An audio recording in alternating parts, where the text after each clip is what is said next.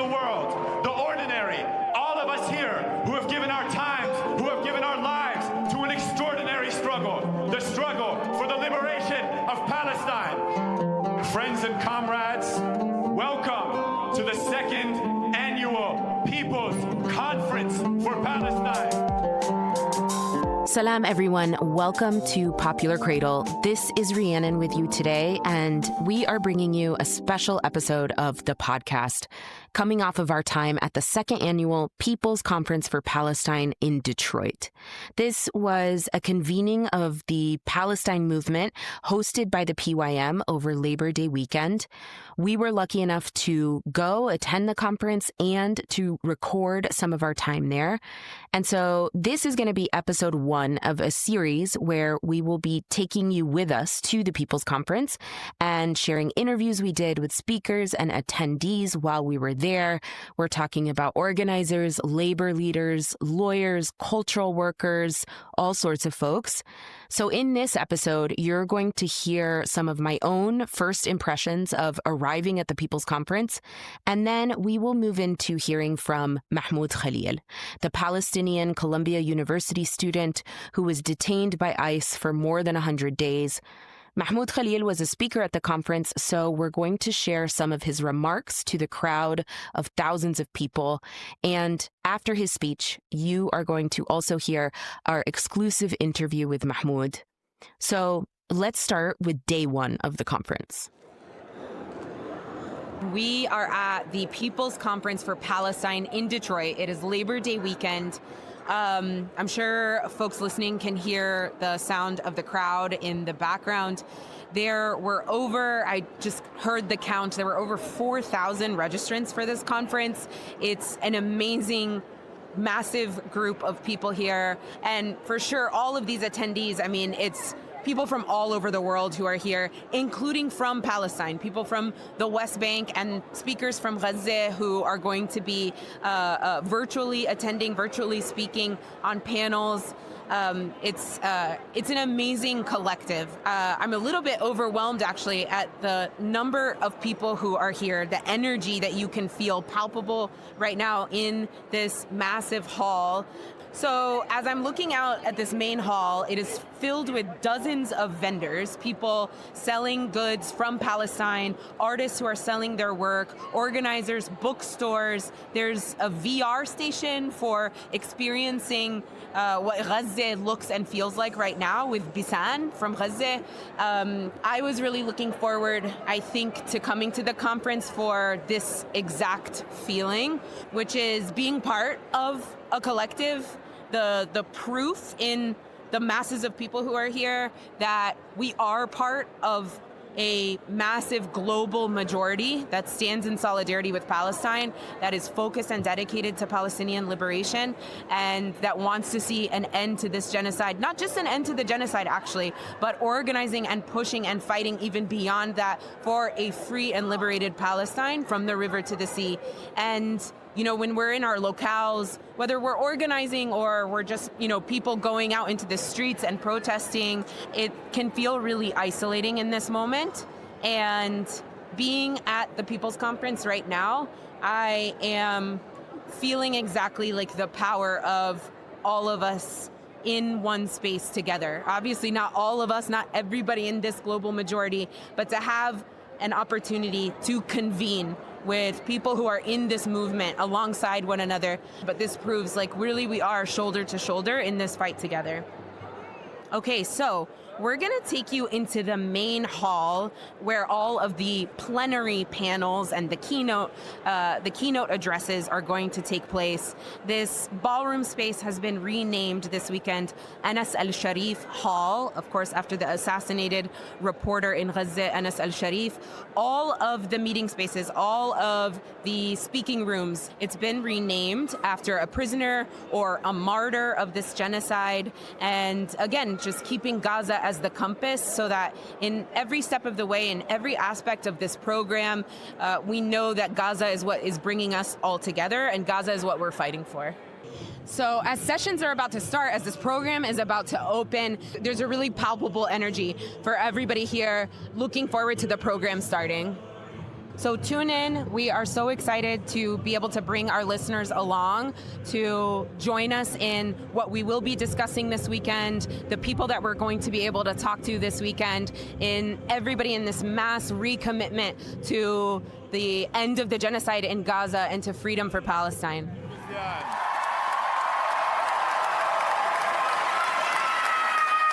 Our next speaker is one of the students that Hatem mentioned that refused to stay silent about Gaza.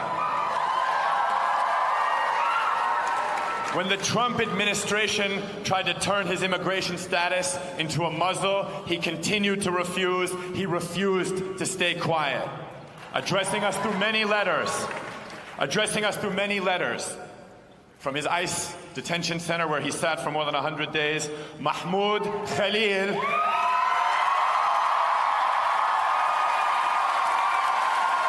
urged all of us to continue fighting for the people of Gaza, reminded us of what our struggle is about, what is important, the real-life people of Gaza, the concrete and actual stories, and all of those who are victims of the injustice that Gaza and the struggle against this genocide reveals, immigrants and many, many others. A son of a Galilee and in a long tradition of Palestinian political prisoners who have provided our movement leadership, please, brothers and sisters, welcome Mahmoud Khalil.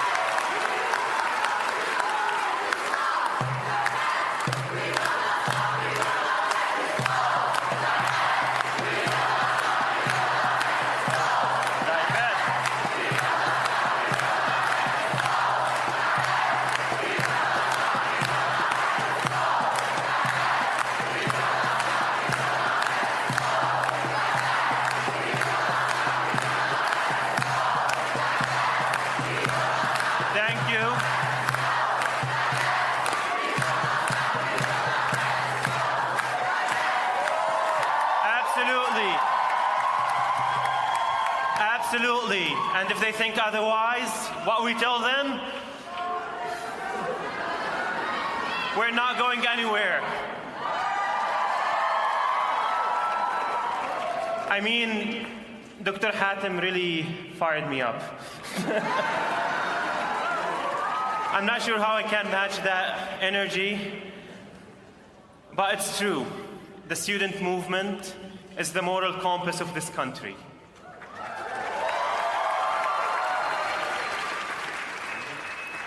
And I want to say to Abu Bakr, when he said that we give him hope, in fact, we get our hope, we get our persistence from the people of Gaza.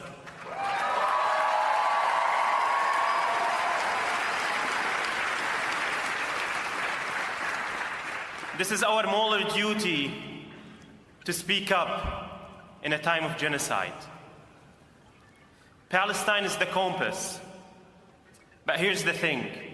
What does it mean? It cannot just be a slogan. It must guide us. How we act and how we build. It guided me in the refugee camp where I grew up. Growing up in a Palestinian refugee camp in Syria, where you are surrounded by the injustices, you see firsthand the struggle of your people. You see it in the eyes of your mother when she's asking neighbors for money to get by through the rest of the month. You see it in your neighbors. You see it in your grandparents' voices when they talk about their life in Tiberias, in Palestine.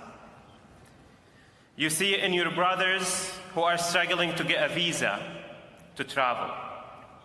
But also, you see it in yourself, a young boy watching your people massacred on TV.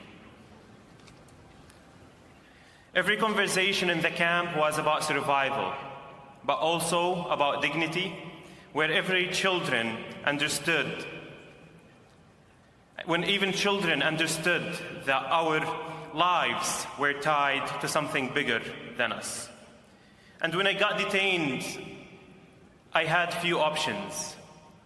One, to remain silent and just wish that the system may vindicate me. Another option is to focus on my case, to focus on my family, and appeal to the people's emotions. And another is to focus and to connect my case to the larger case of oppression against Palestinians.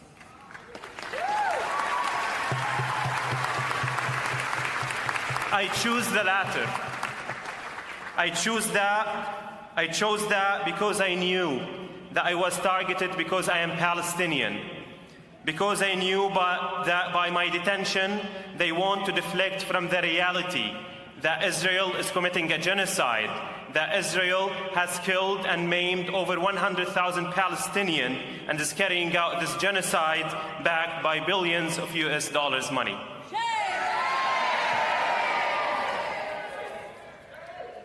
That's what they wanted to do. They wanted me to just care about myself, just to care about my immigration status, and to ignore the plight of my people.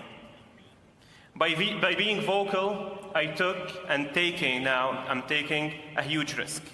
I'm being put under a microscope by the US government. They want to intimidate me. They want to silence us. And in all honesty, it would be much easier and safer for me to remain silent. But silence is not an option and should not be an option.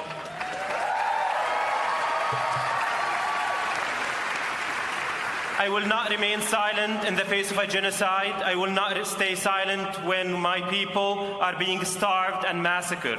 And I will continue to keep the focus on Palestine and its liberation.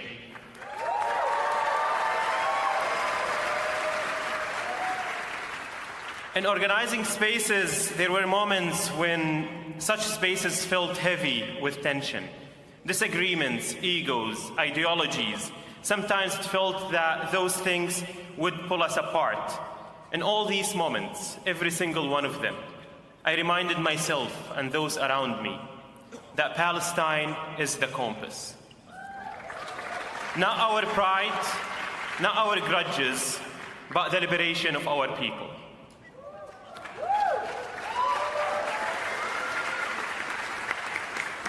Palestine and Gaza are the compass means to me that we build a national liberation movement whose compass is the liberation of land and people.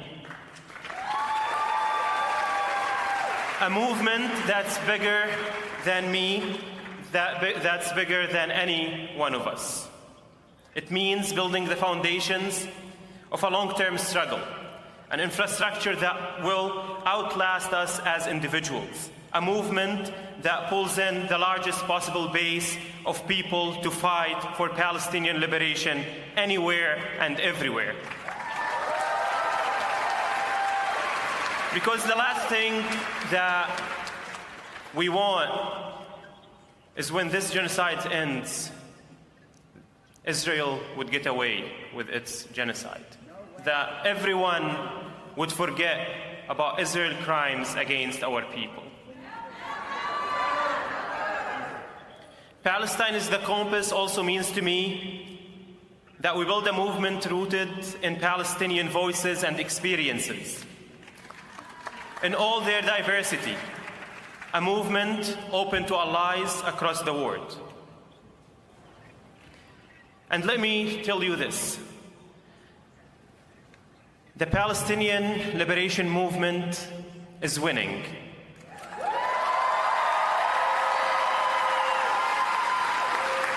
The fact that I was targeted by the highest officials and levels of this country means that we are winning.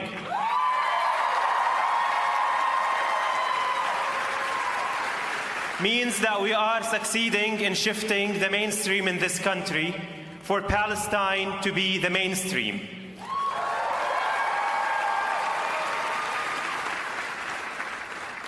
Also, it shows that our movement threatens the status quo, that it punctures the Zionist narrative and the propaganda that Israel depends on. Because Zionism only depends by portraying that Israel is a normal state. It's an ordinary state. But our work is to strip that facade until Israel stands exposed as a pariah state, until the Zionist genocidal project and the ideology of supremacy that it's built on collapse completely.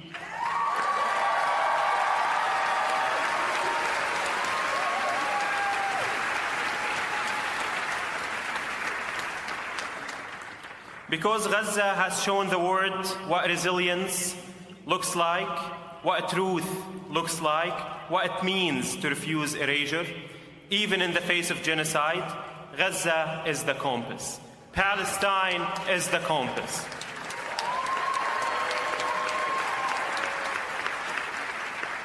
And as we march forward, not as individuals, but as a people, as a movement, as a revolution, until return, until liberation, until victory. Free Palestine. Thank you.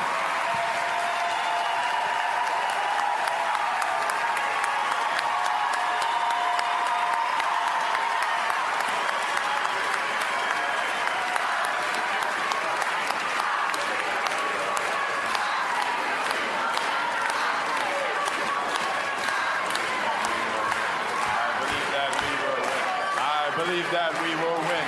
I believe that we will win. I believe that we will win. I believe that we will win. I believe that we will win. Thank you again, Mahmoud.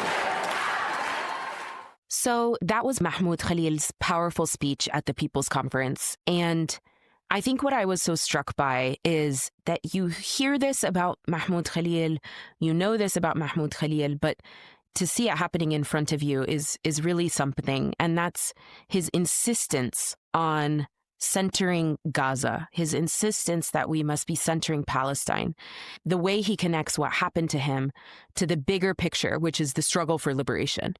He talked about all these ways that this struggle is difficult, of course. Obviously, he was detained for more than 100 days. He has been a witness to suffering. He talks about difficulty and tension in organizing spaces. And still, he's always talking about what is our duty? What are we building? He says, we're building the infrastructure that will outlast us as individuals. So, the way Mahmoud Khalil models giving of oneself, models the refusal to be turned into, just a story of one person, the way he models commitment to a cause that is greater than the individual.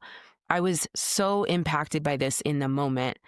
And this was just one of many things I was thinking about when I was able to sit down with Mahmoud one-on-one after his speech. So the next thing you'll hear is our interview with Mahmoud.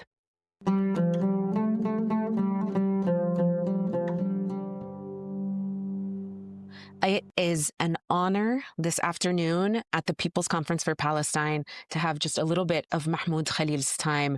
Mahmoud Khalil, welcome to Popular Cradle, and thank you so, so much for being here. It is an honor. Oh, thank you so much for having me. We appreciate it so much. So, we have heard from you. You obviously have taken up this important responsibility to be talking with the press and the media. So we know a lot about the conditions of your detention and this kind of thing. We know you have ongoing cases even. I think what we're interested in talking about today is maybe how you have thought about this role of political prisoner, how it was thrust upon you, and how you thought about your communications from detention. We obviously, as Palestinians, we know there's a history, a tradition of our political prisoners imprisoned, not just for being Palestinian, but for what they represent, right? And the Zionist entity wants to target these people for what they mean to our people and what they represent for us. And then our political prisoners have done so much for our struggle, contributed so much to our energy to continue to take up the fight for a free Palestine. So you in detention were no different. How did you decide to publish your writings? You know, I'm thinking about Letter from a Palestinian Political Prisoner in Louisiana, and also the beautiful letter you wrote to your son. How did you decide to publish your writing while you were in detention? So basically, as you've mentioned, the main target was, because we're Palestinians, because of what we represent. And I knew from the very beginning that my targeting was part of an effort to chill speech in this country, to actually make an example out of me, right, so others wouldn't speak up for Palestine. And that Palestine was threatening them to that point that they had to go back to like 1952 to dig a law to come after me. So that was the main purpose. I knew that very, very well. And they had a few options when I was in detention. Like the first one, like just be silent, just like don't make a big fuss, and then maybe that they will let you stay in this country. The other option was to just focus on my case at that point. Like I'm a recent grad, my wife is American citizen, she's pregnant, so that would play well with the American conscience, and to focus that it's a purely First Amendment or freedom of speech like matter, which I refused to. And the third option, which is I knew that my case is just a continuation of the Palestinian struggle. That violence against Palestinians is cross borders. It's not only, it doesn't stop only like in Palestine or in Israeli prison. It goes way beyond that. And I wanted to take that opportunity to actually shed light on what's happening in Palestine. How my story is only, I think I describe it as a drop in the sea of Palestinian sorrow and struggle, because they wanted, by targeting me, they wanted like sort of to deflect the attention from what's happening in Palestine, and to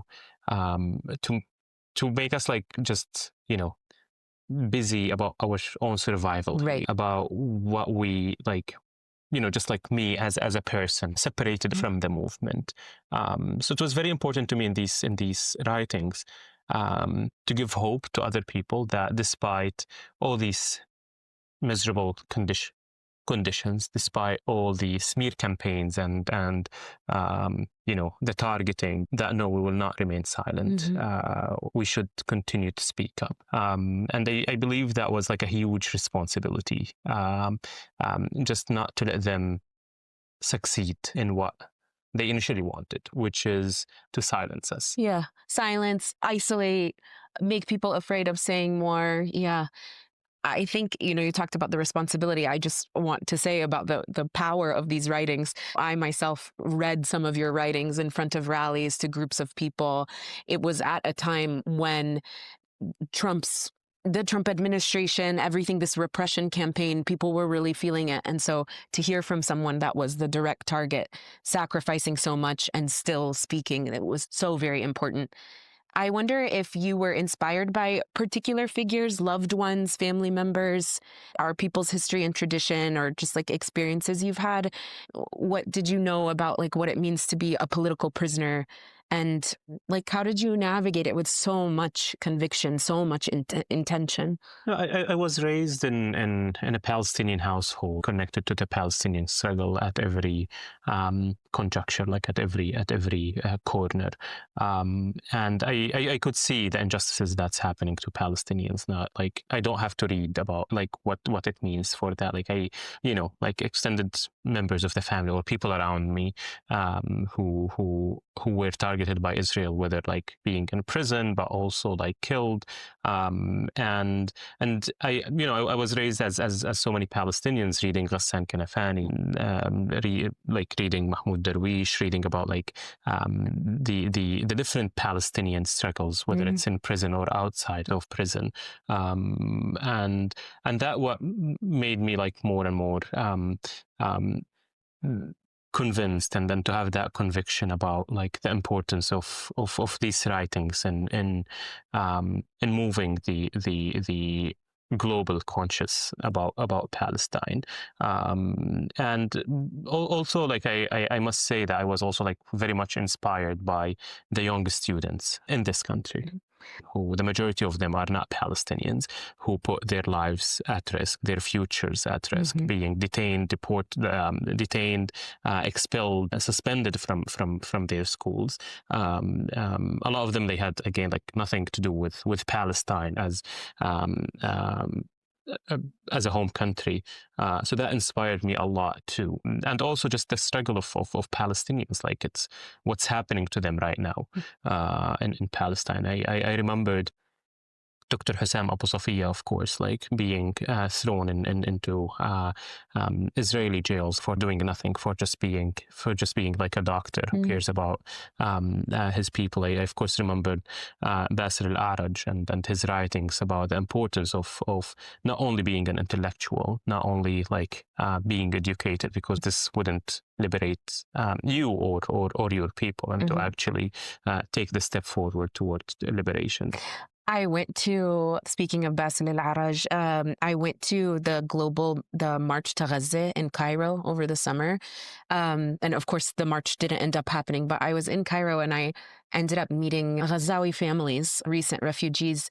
And a few of them said that it's obvious that what's happening in Gaza, Israel not only targeting fighters or who they think are fighters, but also targeting intellectuals, our people's thinkers. This is what threatens Israel more than anything. They want to target those who advocate for the rights of Palestinians, who expose their crimes, because Israel, to a very large degree, depends on its propaganda, on its image as a normal country or as a miracle country in the West. And the fact that you have so many eloquent Palestinians and allies who are exposing these lies is actually threatening the foundation of Israel in so many different ways than what a freedom fighter is doing, or the resistance is doing, whether in the West Bank or in Gaza. And that's why, like they targeted Ghassan Kanafani because of his speech, Najil Ali because of just like some caricature and paintings. This is also like, again, like really fundamentally threatening to the Zionist ideology and propaganda. No, exactly. I have kind of like a big question, but you have taken up, a struggle again without being given a choice, right? These things just happen to you. There's so much personally in your life that's at risk. You're a husband, you're a father, a member of a family, building your life here in the States. So what makes this cause for you worth fighting for? Why is continuing to be part of the movement for a liberated Palestine, why is it worth such a risk? Yeah. I mean, the fear is real, and the exhaustion and the feeling of being unheard, and like you're just one person, and you should care about your family. All of that is very real, and we should do that. Like, but to me, that when I feed Dean, my son, when I look at his face, I just remember the faces of the Palestinian children who don't have that luxury of being safe, of being fed. And they call it luxury, and it shouldn't be. It's the mere right that any human being, regardless of who they are, should get. And to think that what's happening in Gaza and in Palestine is far from us is wrong. The oppression is at our door, and Israel and its lobby problem is our mere existence as Palestinian. Even if we don't say anything, just that you are Palestinian, that you're saying that you are Palestinian, they have an issue with that. And I don't know, like, to me, that the cost of remaining silent is much higher than actually speaking up, especially when it's compared, and it shouldn't be compared, to the struggles of Palestinians in Gaza and across Palestine, the miseries that they go through every day, just to exist, and to continue holding the cause, the Palestinian cause. And I consider myself, as a Palestinian who was born and raised in a refugee camp, I consider myself one of the lucky ones who now here have this luxury. That's what I call luxury, of being here, actually being able to study, to learn, to read, and to advocate for Palestine. Has it changed your relationship with the U.S. and Palestine, that you're making your life in a country that now all of a sudden is so hostile to you and what you represent? Yeah. I mean, I've been all my life very well aware of the impact of the U.S. foreign policy on us as Palestinians, since I was young, since I was in Syria. So that in particular did not change. Like, I did not come here thinking that it's paradise, but at the same time, it's shocking to see the extent that the establishment in this country would go to suppress Palestinian voices and anything about Palestine. So it's not that, like, the Palestine exception did not exist in this country before, but now it's taking different forms, and it's you can explain it because the movement itself also has shifted. In the past, they did not have to do what they are doing now, because it was not in the mainstream. It was not like as obvious or in their faces as now. But over the years, and like the past few years, the issue of Palestine shifted from being just like an issue or a foreign policy issue, becoming a very mainstream matter in U.S. politics that every single politician in this country talk about, that every university actually talk about. This meant that the state had to change its tactics to try to contain the movement. And this is what they're trying now to do with whether my targeting and whether in this conference by, canceling the visas and turning people away, all of that. And this shows us the limitation of the American democracy when it comes to issues that are that goes against like the interest of the establishment. And again, they are fearing that because the American public is awakening. I think now we can say that the majority, or over 50% of Americans, they support Palestine, which is a huge shift, like a huge shift from a few years ago. But this means also another responsibility on us as Palestinians, as people who care about Palestine, to raise up also to the moment and step up our work and see what's the next step that would actually match the current realities. Yeah, what's called of us right now. Yeah. Is there anything from your time in detention that has stuck with you that maybe you continue to think about, or a memory, or the people that were also in detention with you that maybe when you're talking to media, it's so much about you, about Palestine, about free speech. But is there another aspect of your time in detention that maybe it doesn't get asked about much? Yeah. I mean, basically, what stuck with me mostly is that there's so many injustices happening on U.S. soil that a lot of us don't know, even if we think that we are like educated or know a lot about like American politics. And what exactly like really stuck with me is the personal stories of so many detainees who who were vilified, who were dehumanized on the media as immigrants as a whole, like criminals and all these like vicious and horrible words like to describe them. But in reality, they're like, they're just humans, and they are here, seeking better future for themselves and their families. So this is like when you get shocked at where, American rule of law, constitution stops. Like, it's not, that thing that we read about, like, when like America proclaims like freedom, liberty, and Bill of Rights, all of that, which should scare everyone. It should scare not only us as people of color, or us as immigrants, or us as different, but every single one in this country who does not align with power in this country.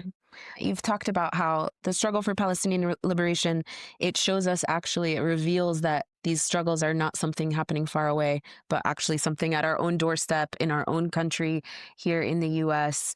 Do you think that our movement, is there a place where our movement can take up this intersection, right, with immigrant justice, with, like you said, your one drop in a sea of other detainees in Gina, Louisiana, even? Yeah, no, I mean, here I think it's a very fine line between being in solidarity and to build that cross movement or solidarity, and actually being co-opted by other movements, which is very, very, very dangerous. Not only like to our movement, but also to other movements. And as Palestinians, I see ourselves so much in places where we feel the burden of actually talking also about other causes because of just the amount of injustice that we endure, that we feel that we should talk about immigrants, about LGBTQ rights, about immigrants, like about Palestine, like freedom, everything in this country, women's rights, everything. And to me, that's very important, to maintain the solidarity, but also to maintain centering Palestine as Palestinians, maintaining focusing on building like a movement as wide as possible that would center Palestine, that would be principled on the solidarity with other movements, that doesn't forget Palestinians, that doesn't practice what I would say like purity politics or purity tests, where if you're not 100% like us, then you're not one of us, which is very dangerous. And unfortunately, we can see it now, like in different parts of the movements, that you can see this fracture, that people are forgetting that why we are organizing. We're not organizing for the sake of organizing. We are organizing for a free Palestine. So I think that must be always like, we shouldn't be naive or like I wouldn't say like too nice, but like it's not about holding hands. Exactly. Right. And this goes into the strategy of the movement and how can like to maintain. And this is a question I always that keeps me awake at night. Like, how can we sustain the movement beyond the genocide? How can we ensure that we have sustained pressure on the power structure of this country? How can we hold Israel accountable and get what's right for our people beyond the genocide? Beyond like, you don't have to see people getting killed on your screens every day to act.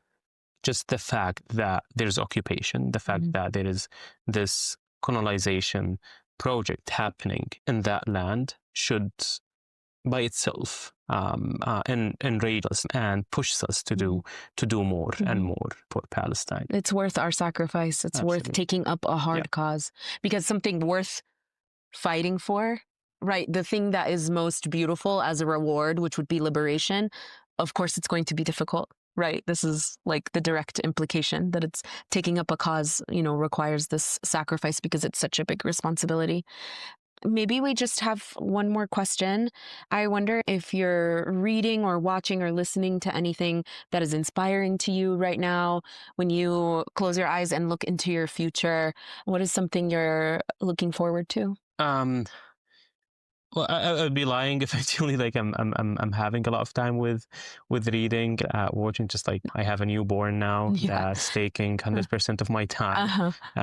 In addition to just like all the things that's happening in my life with the legal case, and to me, just like mostly like what keeps me inspired. Just like, seeing the organizing, seeing the energy that's taking place across the globe, not only in here. That's absolutely something like keeps me going. I'm reading now the message of the Nahisi codes, and I haven't reached the Palestine section yet, but it's also like inspiring again, like going back to the cross movement solidarity